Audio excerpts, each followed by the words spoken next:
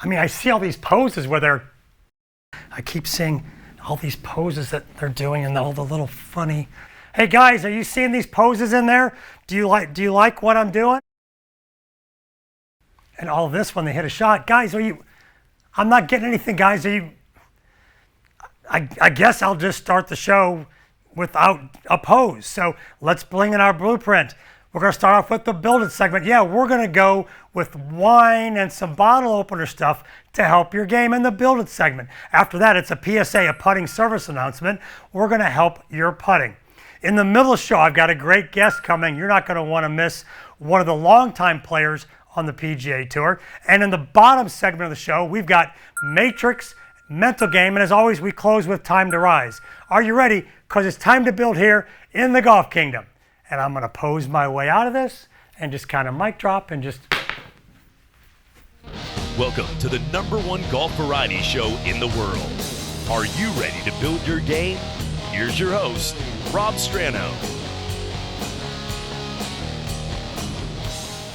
It's time to get after it. It's time to build here in the Golf Kingdom. Yeah, we're going to build you a better game. And we're going to get a little boozy to do that today. Hope you don't mind if we get a little bit, wine involved or drink involved to help your game.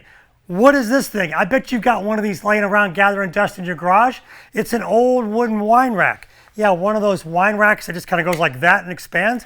Well, how can we use this to help your full swing in your putting? Let's talk putting first. So I'm going to open it up real wide like that and put it down. So if I put it down right there and grab my putter and grab a ball, I've got these little openings in the bottom right here. I can get a club length away and I can work on my 3-footers right here with that thing wide open and just roll it right through. Boom. But that's pretty easy, isn't it? How can I make it harder? Oh, what can I do when I can do that every time? Make the wine rack a little narrower. So stand the wine rack up, make it narrower so it stays right there. Now I've made a narrower opening from 3 feet. Now can I pop it right through that opening right there at 3 feet and roll it right through? Oh, I dinged it off the edge. So keep narrowing it. Make it a little narrower and taller next time right there. Now I've got a really small target to get it through. So the wine rack will help you dial in your putting stroke and hopefully right through there. I hit it both times. I got to work on my putting. Now, how can this help your full swing? We're going to come back to that in a minute because I got one more piece of bar equipment to help your putting before we put the putter up. Let's go to our low angle view over here. Check this out. So over here at the low angle view, this is a wine opener right here. So it's you take your cork out with it. So it's got these little legs on the side of it right here. Okay, these little legs. So what we're going to do is we're going to point these legs right at the ball. So right at the ball right there. Once again, I've made another little narrow opening. So when you can't get to the golf course and you're trying to figure out what you can use to putt with, you can try to putt it between the legs of the wine cork opener, just like that. Boom, I hit it right between them. Watch again. I've got a little narrow opening. I'm 3 feet away and I'm just trying to knock it right between those two legs. Boom. Now come back to the big view. So we've got the wine rack that you can keep narrowing. So you widen it out, get good at wide, and then narrow it in and get good at narrow. Then we got the bottle opener. Now we're going to widen this out again to help your full swing. If you're an over-the-top player, meaning you swing back and your loop goes this way, you're going to use the openings here in the wine rack to help you not do that. So you're going to set up right here. So this bar is my line right between my feet and my target line, and I'm going to go back and put the club right through that opening right there, go to the top of my swing, and then try to bring it back down through this opening. So through that opening, little lay it out of the club, little small loop, come through that opening back to the ball. Do this at home, you'll get a feel for a better path. So instead of your path being in this one and over that one, we want to come back here, drop the club there and come through that opening and see if that doesn't help you build a better full swing. So wine rack, putting and full swing, get your wine opener to help your putting. And these things around your house can help you build a better game. Okay, Golf Kingdom viewers, it's our putting service announcement. Yes, a PSA to help probably the weakest part of your game, which is putting. And we've got a 30-foot downhill putt on a very fast green. So my question is, How are you on these downhill speedy ones? Because there's one thing that this putt needs, and it's time, and you have to be able to see time. What happens is I'll watch a player on these fast putts and they're looking like this. So when they're looking at the hole and checking their line, their head's moving real fast and their eyes are moving real fast. So what does that mean to how you'll hit the putt? If I'm looking at this and my eyes are looking fast at the hole, well, that's the speed I'm going to see the ball roll, and I'll hit the putt and it'll do something like that and go 1,000,000 miles an hour. And that's across the green, that's on the cart path, that's crossing the cart path, heading for the drain. Oh, it went in the drain. Great, there's a golf ball I won't get back. But maybe that's what happens when you're putting. You don't drain the putt, you hit it in the drain because you hit it too hard. Let's talk about time, and we're gonna put a stopwatch on the screen. So watch this, 30 feet, downhill, fast green. We're gonna throw a stopwatch on this. So from the moment I hit it, we're gonna time it to go down there 30 feet. I got a leaf in my way, I gotta get it out of there. But while I'm doing that, I want you to think about how much time will this take to get down there? How much time? 3 seconds, 4 seconds, 12 seconds? We're gonna put a timer up. So here's the timer. I'm gonna try to hit it the right speed and get it to go down there. Let's see how long this takes to roll. So I've hit it, now I'm just watching it. I'm a spectator, it's rolling down there. Hey, I like the line. Come left a little. Holy smokes, almost made it, but there, it just stopped. There's our timer. Look at how long that took. Did you have that number in mind?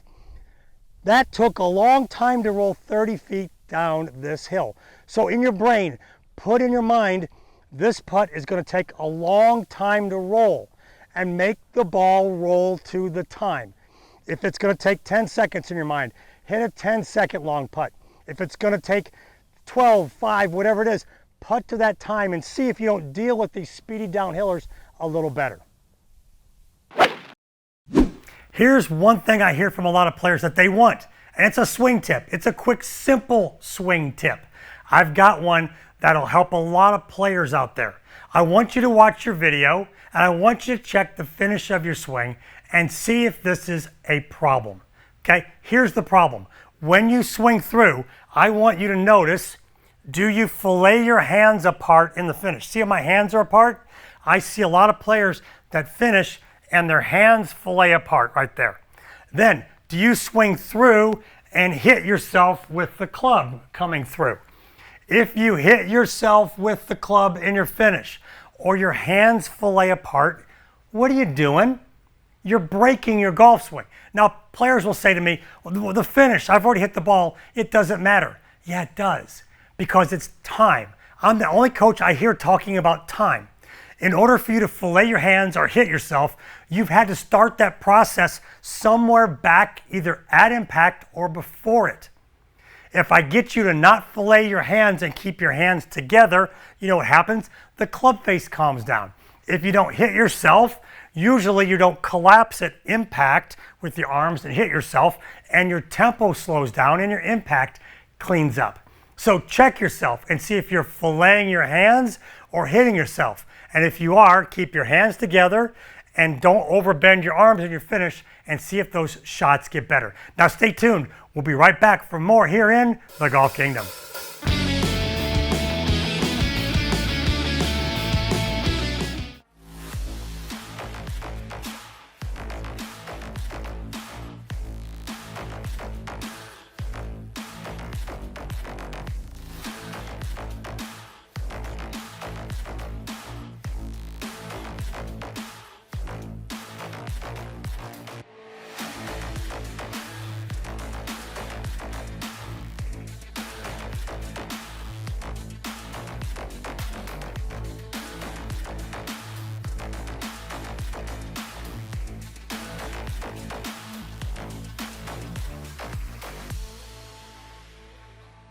Executive Air Cooling, Heating, and Refrigeration is here to help with all of your residential and commercial HVAC needs. Their certified technicians can handle any job, large or small, from full home installations to repairing a thermostat. They also install, repair, and maintain commercial units, even industrial-grade refrigeration systems. They've been the Emerald Coast's premier choice for air conditioning, refrigeration, and heating needs for over 10 years. Call Executive Air today, 850-502-6616 to schedule your convenient appointment.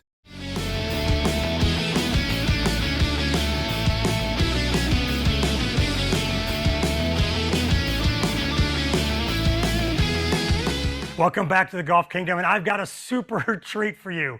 Some golfers are just golfers, other golfers are true sportsmen. And this guy behind me, Jay Williamson, is a sportsman who happened to play the PGA Tour.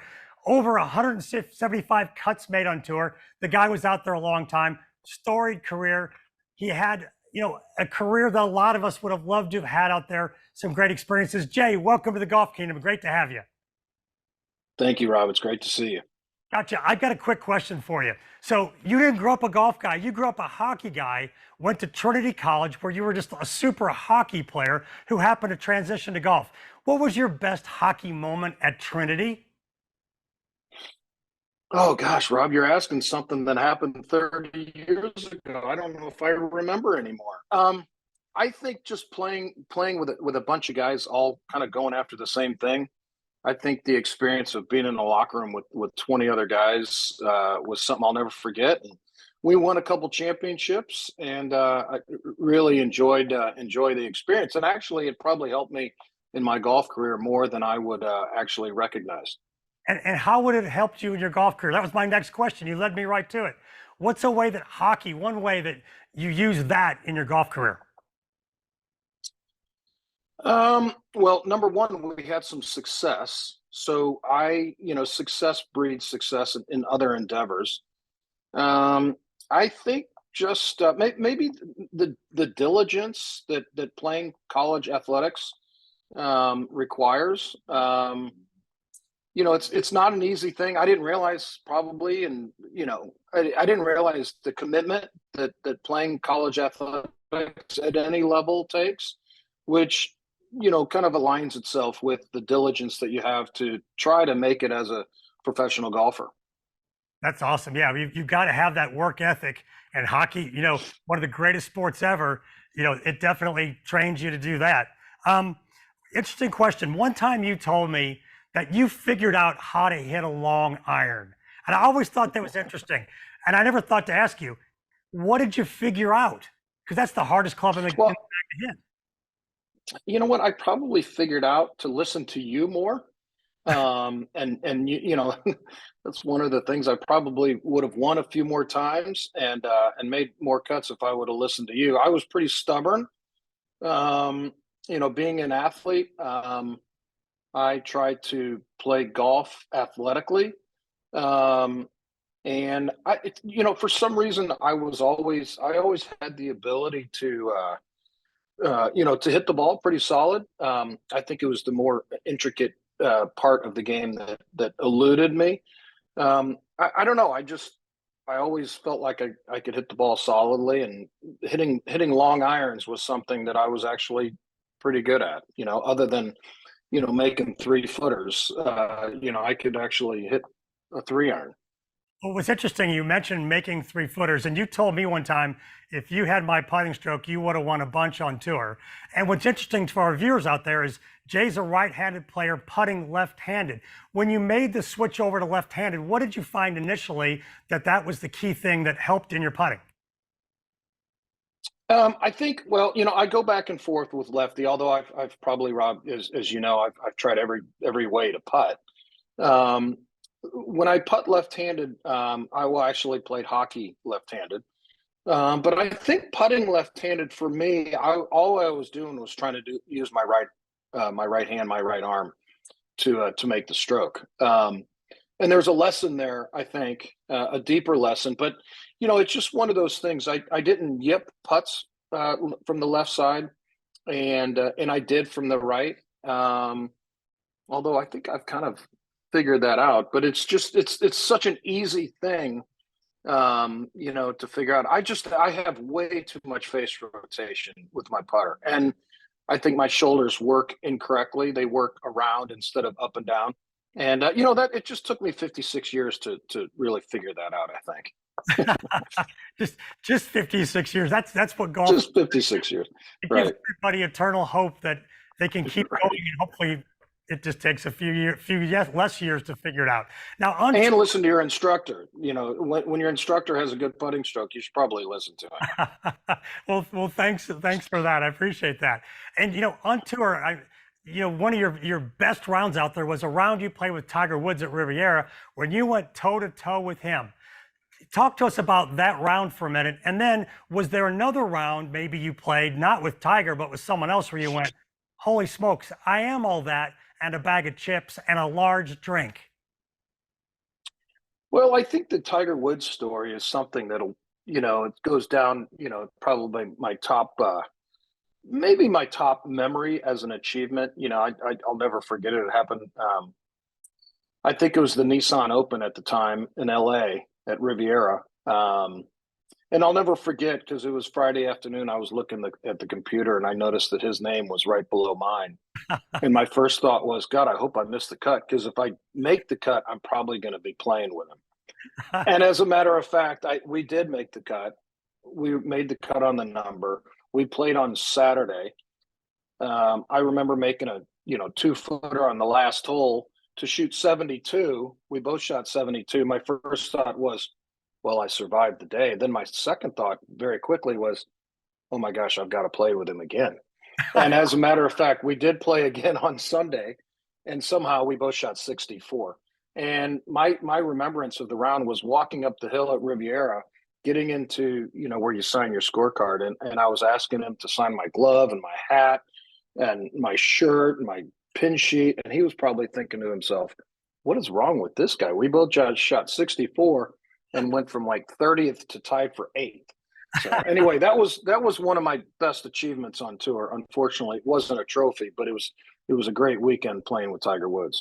Gotcha. And you fanboyed out in the end and got some great keepsakes for your room at home. That is awesome stuff. Let's flip the coin on that. Let's go to a golf course that maybe brings back a few less great memories. It's a good one for me because my first PGA Tour event was at the TPC Avenel. But it's an event where I remember watching you have the third round lead there and thinking, oh my gosh, my buddy Jay, he might win this week. It didn't quite work out that way on Sunday.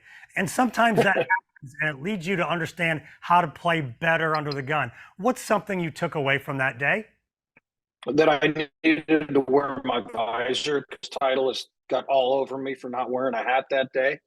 It was kind of like Hatgate with the latest Ryder Cup situation. I remember Monday morning after shooting 78 and, getting sick all over myself.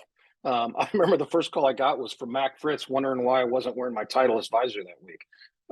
Anyway, that was a great learning experience. Played with Steve Stricker the last day. He ultimately won the event and I did not. That was when that's when I believed, and I think, again, there's a very deep lesson there. I actually believed and thought that I could win.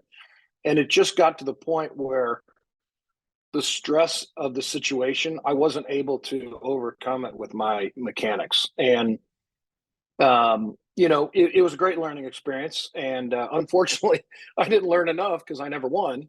But I put myself in that position a lot. I just didn't have the little things that you needed to do to win a 4-day PGA Tour event in my game. Gotcha. And you got close with 2 other playoffs that you're in. The Hunter Mahan one at Hartford, which I know is close to your heart because that's where you went to college. And then you had a really good one with Kenny Perry out at the John Deere. So you got in 2 playoffs. But what's interesting is your bio online mentions you had 2 professional wins. Now, I happen to know there's more. So we're going to sort through that real quick before we go to commercial. I know you won at Fort Smith on what was then maybe the Nike Tour? I think it was Nike at that point. Yes. Gotcha. And the Kansas Open, you won when we were both first professionals, but you won the Robinson Open one year in the final round with me where you shot 65 and left us on the dust. Are there any other ones that no one knows about? Yeah, the Arizona Senior Open. I won less money. It actually was more expensive for me to take a tree down in my lot that week than what I made in the purse that week. No, that was probably the third one. Three or four. Not enough for sure, but they can't take any of those away from me, I guess. I love you. Golf's a tough game, but it's also tough when your expenses exceed your winnings when you finish in first. This has been No Jay doubt. here in the Golf Kingdom. Jay, thanks so much for joining us. We've got to jump to a quick commercial, but stick around because Jay's going to come back for the Fast Five in our bonus segment at the end of the show. You're not going to want to miss that. This has been Jay Williamson in the Golf Kingdom. Thanks, Jay.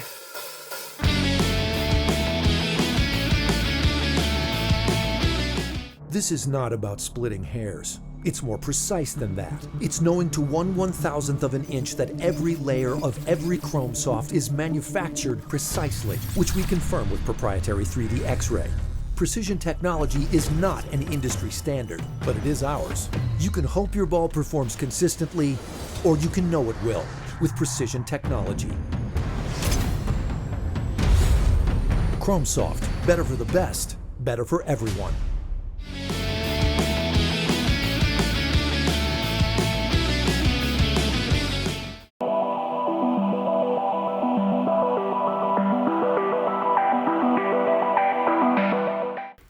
Well, we seem to have entered the Golf Kingdom matrix here. We have code running. What is all this code that's running? That's what I'm asking my players sometimes is, what code is running in your head, and do you have any gaps in your code? There might be gaps in the code here that might affect this entire show. I don't know, I have to keep going, but I ask my players certain questions and I get answers back and I go, oh wow, they don't know that. I call it gaps in computer code. So if you look at the code running, if you have a gap in the code, the program won't run correctly. No matter if it's your computer or your phone or your golf game. Let's talk about some gaps in computer code that I seem to always talk to players about. And they're real simple things. I'll give you a simple one. Driver. The driver is on a tee. The ball is off the ground. The ball is already in the air. With the driver, we do not hit down with it. We do not hit the ground ever with it. We sweep the ball off the tee, trying to leave the tee there. We're trying to take the ball cleanly off the tee. If I have a player sometimes that's hitting the ground with driver, I'll ask them, driver, do we ever hit the ground with it? And they'll go, well, I don't know. And I tell them this, gap in code. We never hit the ground with the driver, not on a practice swing, not on a shot. It's a gap in code. Another gap in code is this one. Are divots important? And if they are, how much down do you hit on a golf ball?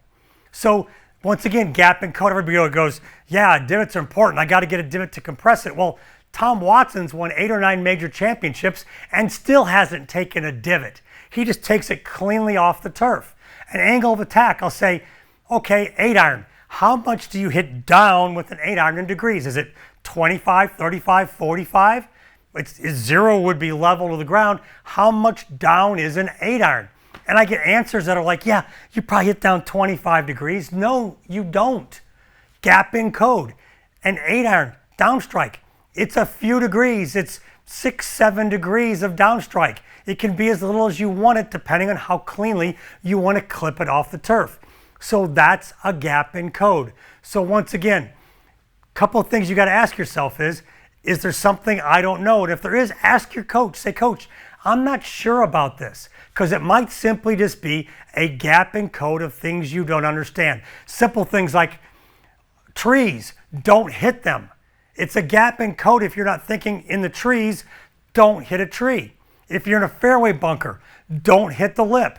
If you're not thinking don't hit the lip, it's a gap in code. So these things, hopefully here in the Golf Matrix, where the code is running, hopefully we've helped you fill some gaps in your code. You know, nothing's more fun than getting out of the studio and back in the golf course, so we're back on the putting green. We're gonna have some fun working on maybe some weaknesses in your game. And one of the fun things as a coach is I get to see other coaches coach, and I happen to be watching one of my staff coaches work with one of her better junior players, and I heard her dad say this to her as she was hitting little putts like this. He said, now honey, take your time. And here's what I watched. She came back and she took her time. She stood here, she waited, she took more time, and then she walked in as she normally would and just whacked out a putt and missed it. So she took more time, yeah?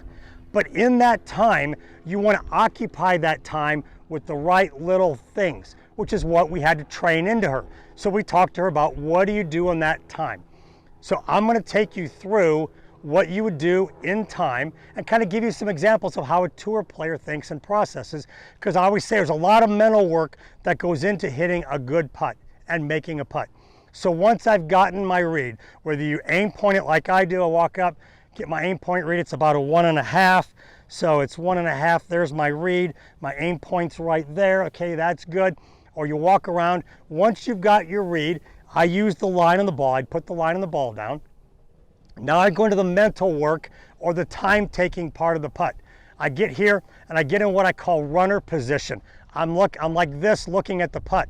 It's like you're grabbing me and you're holding me back. I'm ready to go, but I want to get in this position to run, and I'm looking at it. I'm seeing the ball roll the right speed. I'm feeling myself hit the ball the right speed. I can feel myself take the stroke. Once I've seen it go in the right speed and I've seen where it goes in the hole and where it hits the hole, now I move in and get really going in the routine. I've seen it, now I walk in, and in with the routine. The practice stroke, I always say, is a question. And the question is that the right stroke? And yes, I liked that stroke. So now I'm going to get set, check my aim, I'm going to visualize it go in the hole, and now I'm going to try to repeat that practice stroke and make it go in. Oh, a little too soft a speed, but I love the look of that putt, and I did what I wanted to do, and it occupied my time with stuff that's correct to making the putt. So you don't just want to walk in and hit a putt and just kind of walk in and whack at it. There's some mental work that goes into this, and my tour players all have learned they've got to do the mental work. My junior players, my elite juniors have learned they've got to do the mental work to go in and make a putt. You just can't walk up and hit it. So take your time, but also occupy that time with the correct stuff. And the more you practice it, the quicker you'll get at it. And I bet you make more putts too.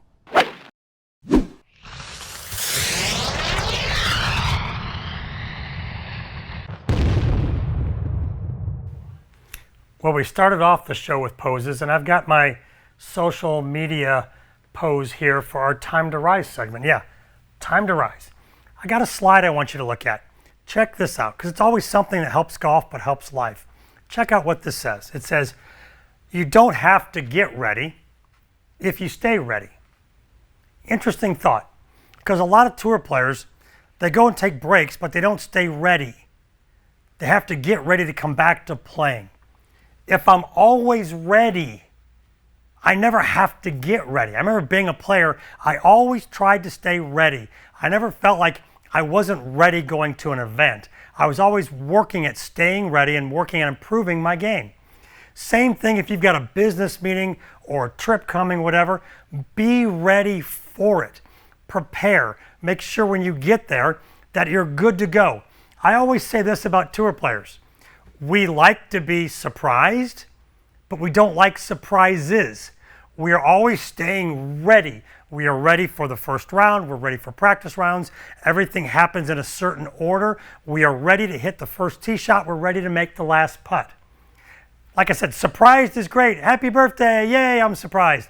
But surprises, we try to order our day and control it as best we can in what's an out of control, chaotic world sometimes. So I want you to try to function with this thought. You don't have to get ready if you stay ready. Try to stay ready. Try to be ready for everything. And then when something crops up, you find it won't be so devastating to your golf game or to life. Well, this is my last best Instagram, Facebook, whatever social media pose you're going to get for this show, because it's Strano's time. And I'm going to bring in what I want you to remember right here. That was kind of Vanna White-ish, wasn't it? Let's bring in the Stranos.